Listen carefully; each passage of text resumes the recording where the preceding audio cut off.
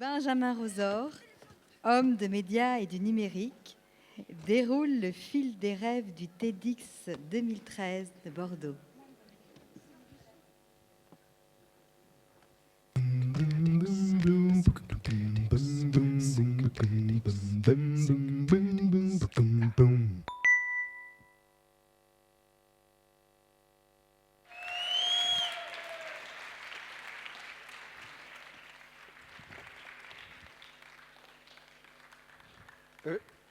Mais vous faites quoi? Vous êtes qui? Là, il y en a que je connais, il y en a que je connais pas. Un casque bleu, des Libanais. Bah, je suis où? Je suis dans un rêve, je rêve. Attendez, c'est moi qui rêve ou je suis dans votre rêve? Ça me fait penser à Zhuangzi, qui rêvait d'un papillon. Zhuangzi disait je rêve du papillon, ou le papillon rêve d'être Zhuangzi? On va faire une petite expérience, on ne va pas fermer les yeux parce que ça a déjà été fait.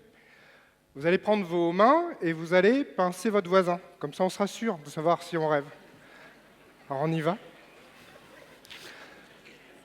Plus fort parce que visiblement, ça ne marche pas bien. Voilà, merci. La preuve est faite, vous rêvez puisque c'est totalement anormal de pincer son voisin dans une salle de spectacle. Se souvenir. C'est quand même ce qu'on cherche quand on rêve, c'est de se souvenir de ce dont on a rêvé. Alors on va essayer de faire cette petite expérience ultime, c'est-à-dire regrouper tous les éléments, tout ce qu'on a vu pendant ce rêve. Et je vous propose une petite technique, c'est le patchwork.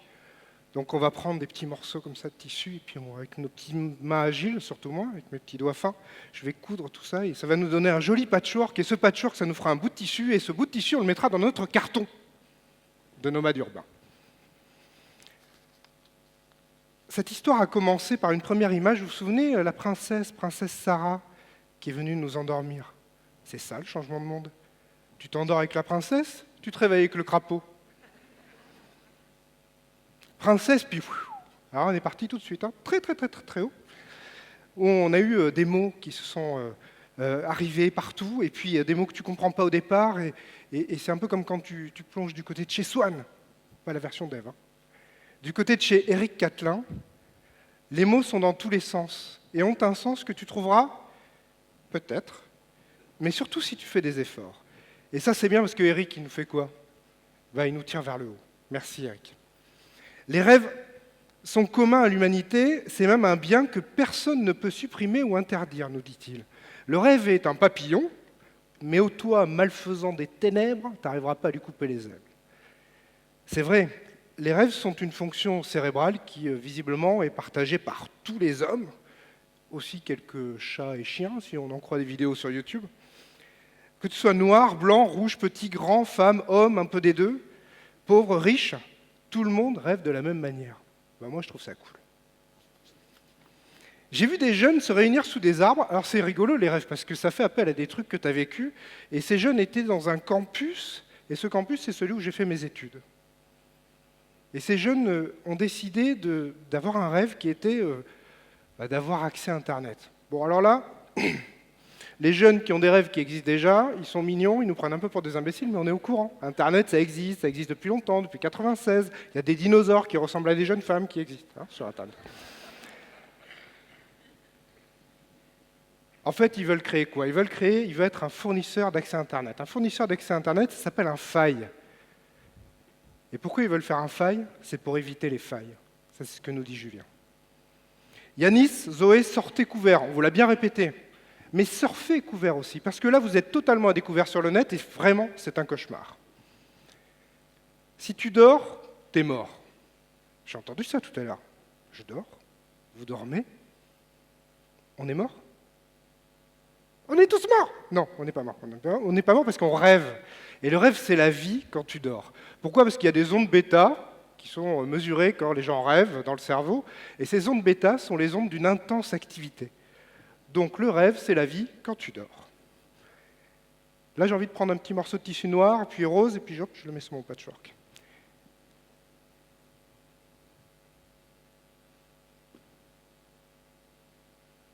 Elle est bien, la technique de Youssef Tomé. Le silence. C'est magnifique, vous avez vu, ça a marché. Vous êtes dit, il a un rêve, il se tait, et hop, je vais le remplir avec mon propre rêve. Je trouve ça génial. Je trouve ça génial. Il est architecte, il crée des choses, des lignes de l'horizon. Et j'imagine le gars qui a payé, enfin, parce que faut être un peu trivial, mais il a payé sa maison, et puis là, le gars dit, mais la maison, la chambre, tout ça, et Youssef dit, la réponse est en toi.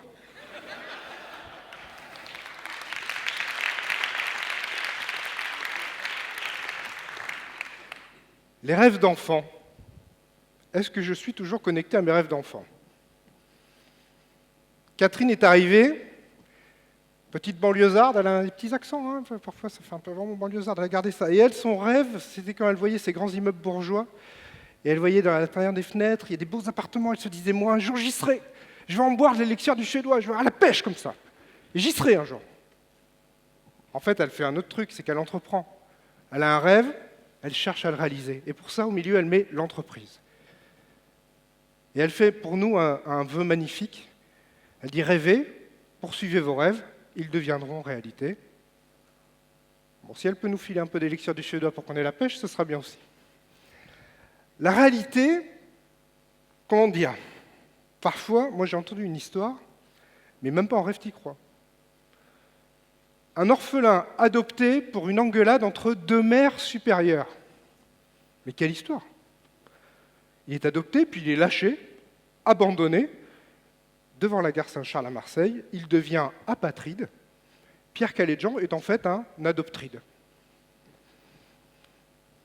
Il nous rappelle que les rêves des uns peuvent être les cauchemars des autres, mais ce qu'il y a de bien, c'est que ça peut être inversement un peu plus tard.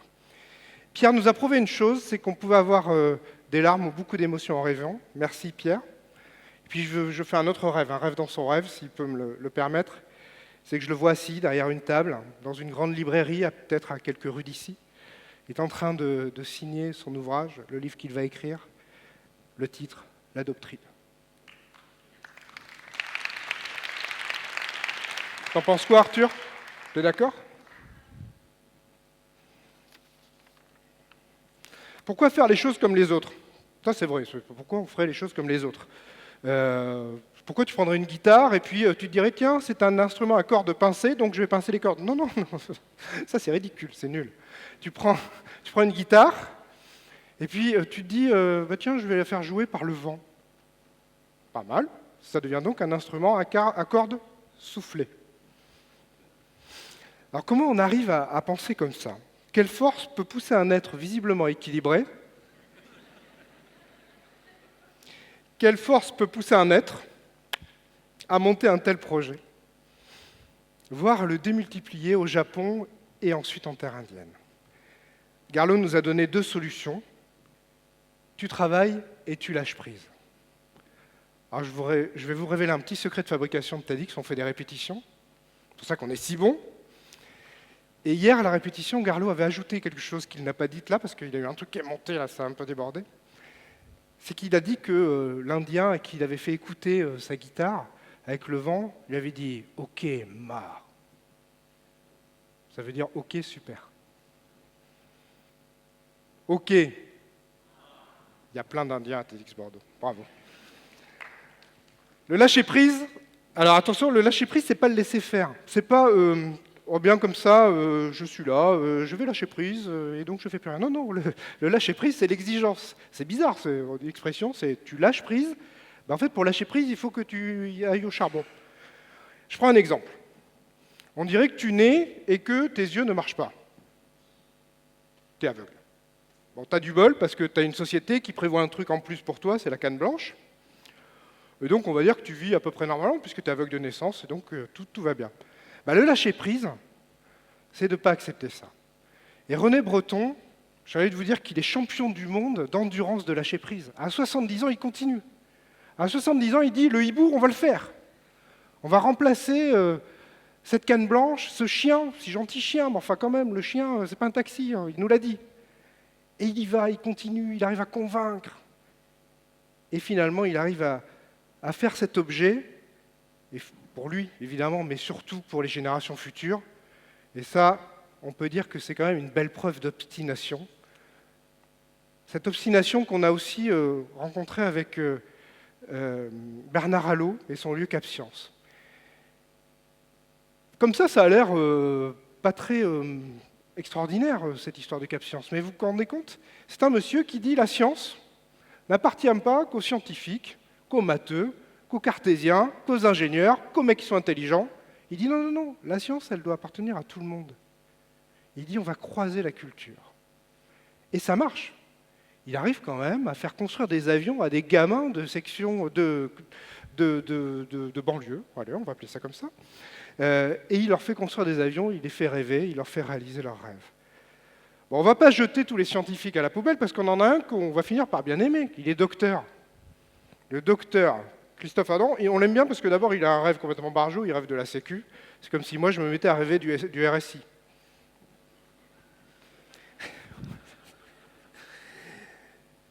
Et il rêve d'un système de santé idéal, une démocratie sanitaire, là où on aurait un patient qui a le droit d'avoir la connaissance, parce qu'il l'a déjà, mais là il aurait le droit.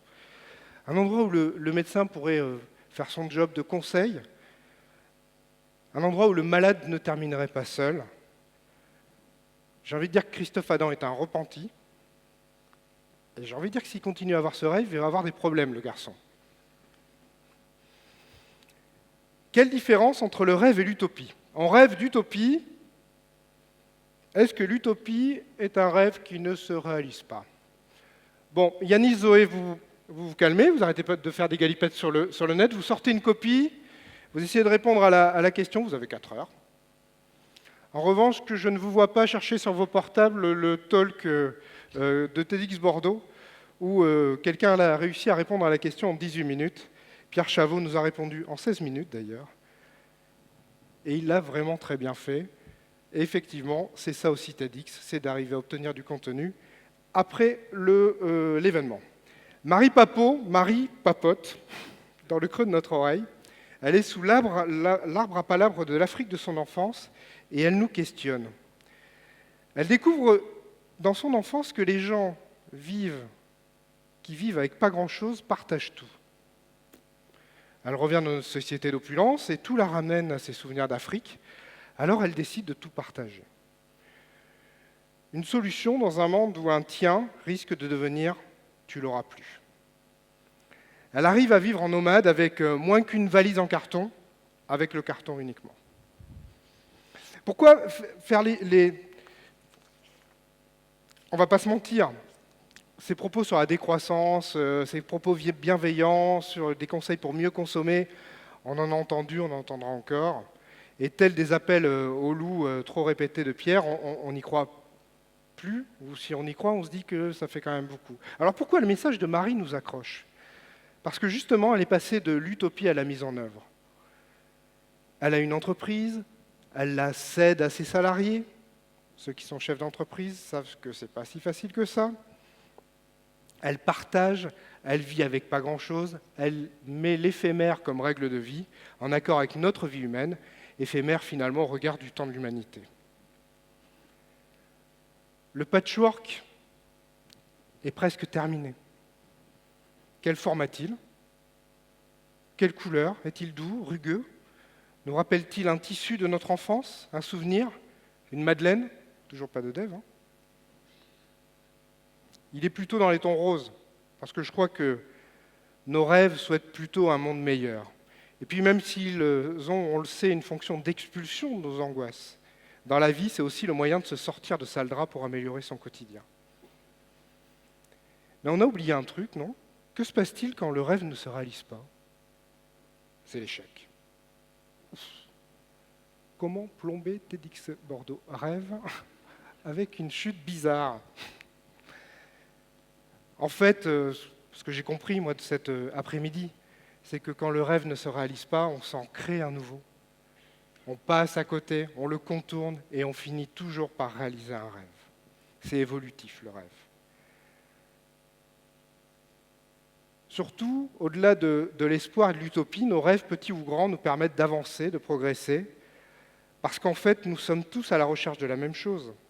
Et Morphée et ses pavots nous l'apportent, telle une douce drogue qui nous rapproche du bonheur. Ce que nous recherchons tous, dans nos grands rêves, dans nos petits rêves, dans nos rêves contrôlés, dans nos rêves éveillés, dans nos rêves endormis, ce que nous recherchons tous. Youssef, silence. C'est ce merveilleux moment de grâce que nous vivons quand enfin le rêve se réalise. Alors nous allons enfin pouvoir nous réveiller. On se souviendra de ce TEDx Bordeaux de rêve. Je vous propose de fermer les yeux, et oui, moi aussi je le fais, fermez les yeux. Vous fermez tous les yeux. Je vais lancer un décompte. 10, 9, 8, 7, 6, 5, 4, 3, 2, 1. Vous êtes bien réveillés.